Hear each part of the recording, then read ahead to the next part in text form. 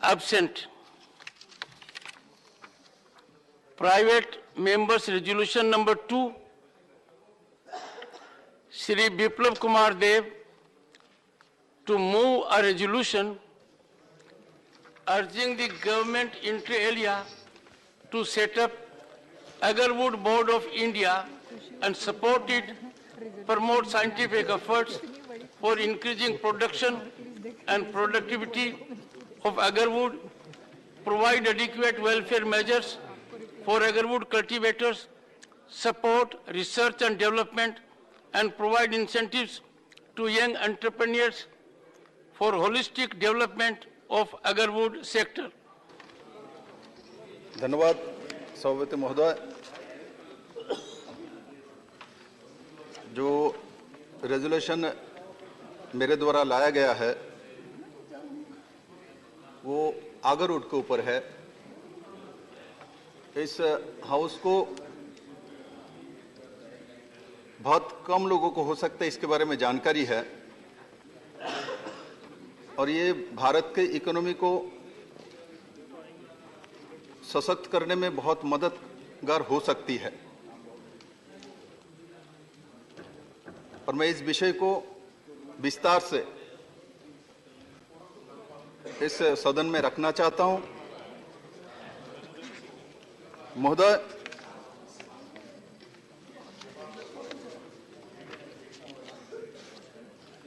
अगर की जो पौधे हैं ये बहुत ही महंगे पौधे हैं और ये त्रिपुरा में, असम में और कर्नाटक में बड़े मात्रा में पाए जाते हैं और इसके गुणवत्ता और कमर्शियल वैल्यू जो है बहुत ही ज्यादा है। जैसे अगर की जो पौधे हैं ये 7 से 8 साल में मैच्योर हो जाती है और उसके बाद उसको इंजेक्ट करने के बाद 2-3 साल में इसमें फंगस आती है, इसमें चिप्स आती है और इससे जो तेल निकलती है वो मिनिमम जो मार्केट में वैल्यू है 20 लाख से 30 लाख रुपए इंडियन करेंसी में पर लीटर। इस ऑयल को ये सोने से भी महंगा, इसलिए सोने का तेल इसको माना जाता है और जो कृत्रिम रूप से इंजेक्ट किया जाता है उससे जो तेल निकलती है वो 20 से 30 लाख रुपए पर लीटर होती है और जो कृत्रिम रूप से नहीं किया जाता है और इसको इंजेक्ट करके छोड़ दिया जाता है उससे जो तेल निकलती है वो कम से कम 75 लाख पर लीटर बिकती है। 75 लाख बिकती है जो प्योर जो होती है और इस पेड़ का त्रिपुरा में बड़े मात्रा में 1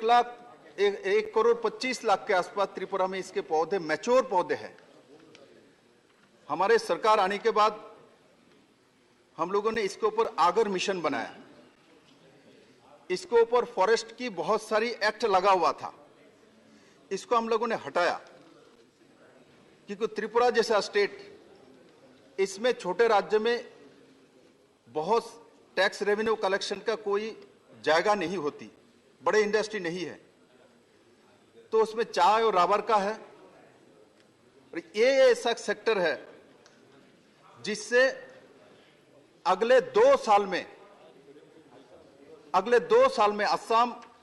और विशेष करके त्रिपुरा और कर्नाटक का एक पार्ट वो 2 से 2,500 करोड़ की इकोनॉमी भारत सरकार को दे सकती है। अब विषय इसमें यह आ सकती है जो इतना बड़ा इकोनॉमी बन सकता है तो होता क्यों नहीं।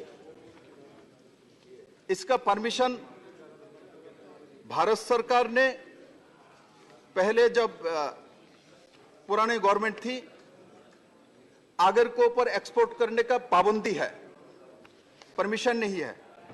आप थाईलैंड से, लाओस से ला सकते हैं, लाके यहां उस तेल से इत्र बना सकते हैं,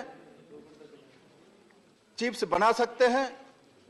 और बना के इसको आप मिडिल ईस्ट में, गल्फ कंट्री में बेच सकते हैं। ये परफ्यूम में लगता है और ये अवैध तरीके से त्रिपुरा से, असम से मुंबई तक पहुंचती है और वहां से प्रोसेसिंग होके दुबई तक बाजार में, गल्फ में चली जाती है। भारत सरकार को इसको सीधा कोई लाभ नहीं मिलता कि अवैध तरीके से वो पैसा जाता है। कम से कम 5,000 करोड़ का इकोनॉमी है इसके अंदर। मैंने त्रिपुरा सरकार में रहते हुए माननीय प्रधानमंत्री जी का दृष्टि आकर्षण इसमें किया था, तो आपने हमारे सदन के leader commerce minister Piyush Goyal ji को समर्पित किया, और भूपेन्द्र यादव जी जो कि फॉरेस्ट मिनिस्टर है,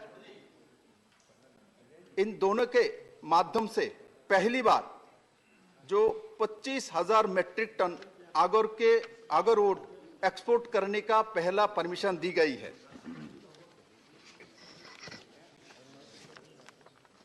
ये मेरे पास, मैंने 21 दिसंबर को पत्र लिखा था और 3 जनवरी को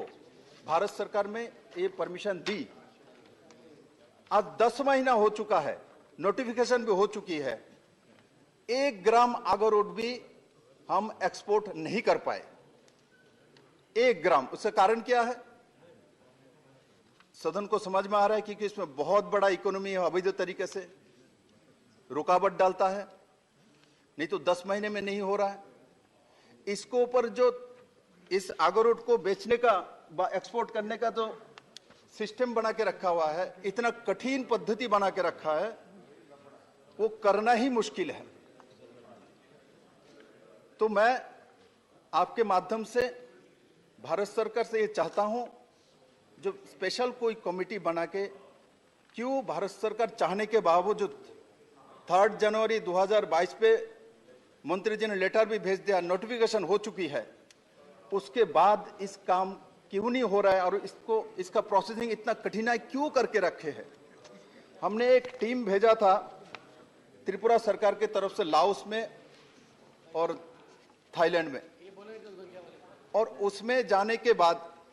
जिस इनका जो प्रोसेसिंग है, लाओस में बहुत आगर का पौधे होते हैं, उसका प्रोसेसिंग पूरा होती है, इनका मूल इनकम वही है, और उसमें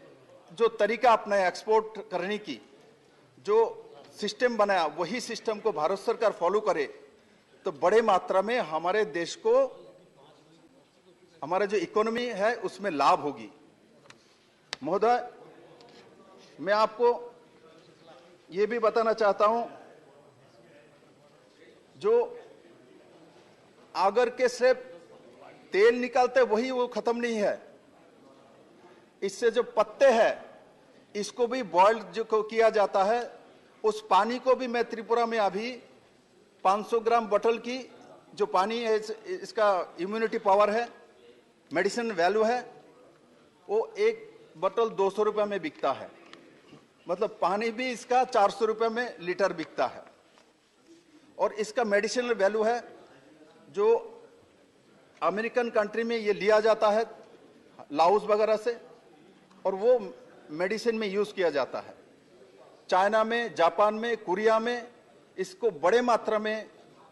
मेडिसिनल फैक्ट्री में यूज किया जाता है। तो इस तरीके से आगर का, चाहे उसका लकड़ी हो, चाहे उसका तेल हो, चाहे उसका चिप्स हो, और ऐसा है उसका जो रूट है वो भी बिकता है, क्योंकि उसके रूट को सुखाने के बाद वो गल्फ कंट्रीज के जो लोग हैं अपने ड्राइंग रूम में रखता है, उससे से हल्का हल्का जो सेंट आती है, खुशबू आती है, वो उसको रॉयल माना जाता है इनके यहाँ। तो उसका कोई रेट तक भी नहीं होती है, मिनिमम 5 लाख इंडियन करेंसी में 5 लाख से उसका जो ऑक्शन शुरू होती है, 5 करोड़ भी हो सकता है, और इसका कोई सीमा नहीं है। तो इस तरीके से देखे तो आगर वुड की चाहे लकड़ी हो, चाहे पत्ता हो, चाहे उसका रूट हो, जैसे गाय का हर चीज काम पे लगता है, और पौधे में अगर ऐसा है पौधे है इसका सब कुछ बिक सकता है, सब कुछ काम पे आ सकती है, किंतु इसका कोई सही सिस्टम नहीं बना हुआ है। अभी त्रिपुरा सरकार ने आगर मिशन बनाया, मैं आपके सामने प्रस्तुत किया। आगर मिशन बनाने के बावजूद भी, भारत सरकार चाहने के बावजूद भी, इसमें 10 महीने से समस्या खड़ा करके रख दी गई है। और मैं आपके सामने ये भी रखना चाहता हूं, जो हमारे देश में जो बोर्ड बनी हुई है अलग अलग, इसमें जैसे चाय का बोर्ड है तो उसका जो 30,000 करोड़ का टर्नओवर है, कॉफी बोर्ड है उसका 5,000 करोड़ का टर्नओवर है, रबर बोर्ड 12,000 करोड़ का टर्नओवर है, स्पाइस बोर्ड 21,500 करोड़ का टर्नओवर है, और ये आगर जो है मैंने आपको सामने प्रस्तुत किया है, जो अगले 2 से 2.5 साल के अंदर ये 2 से 3,000 करोड़ का इकोनॉमी हो सकती है। इसलिए मैं आपके माध्यम से ये भी चाहता हूँ, ये यहाँ चाय बोर्ड हो सकता है, रबर बोर्ड हो सकता है, स्पाइस बोर्ड हो सकता है, आगर का भी बोर्ड बनाए, तो इससे ये जो प्रॉब्लम आ रही है वो प्रॉब्लम बहुत जल्दी समाधान हो सकती है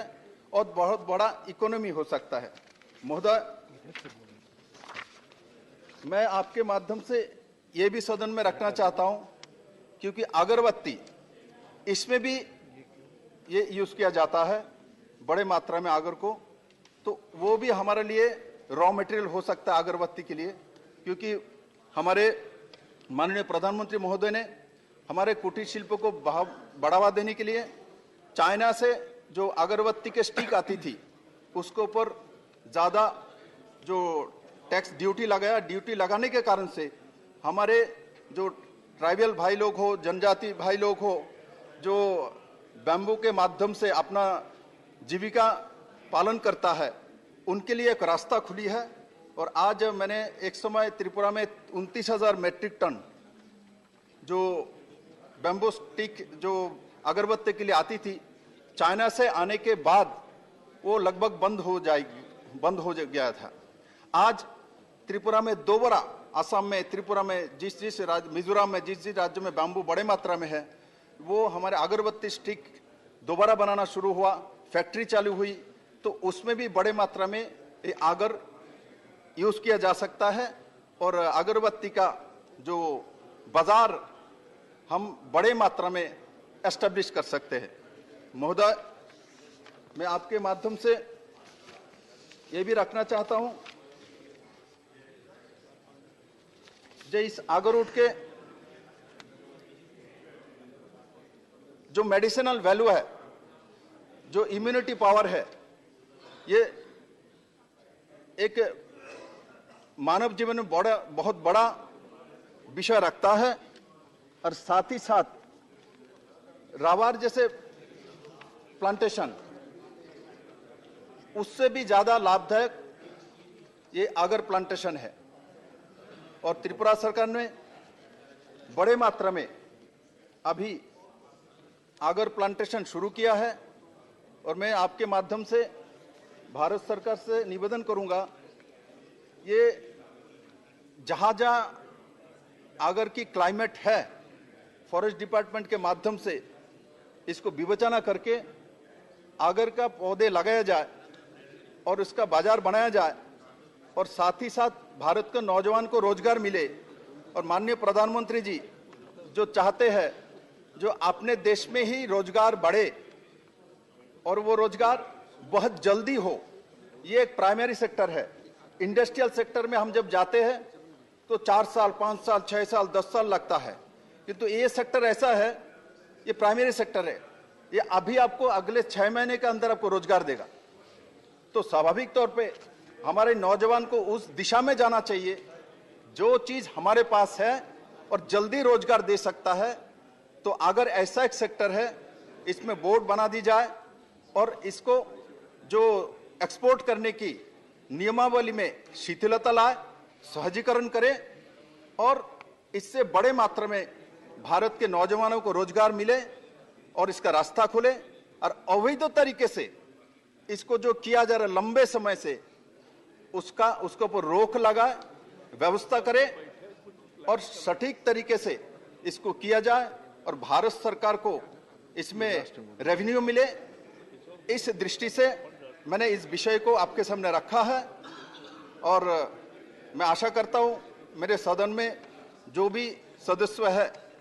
सभी लोग इसके ऊपर अपना राय रखेंगे और इसको सही ढंग से कैसे किया जा सकता है उसके और भी रूपरेखा इस हाउस से हमारे माननीय सदस्यों के माध्यम से मिलेगी। ये आशा करते मैं अपना विषय समाप्त करता हूं। धन्यवाद। Resolution moved.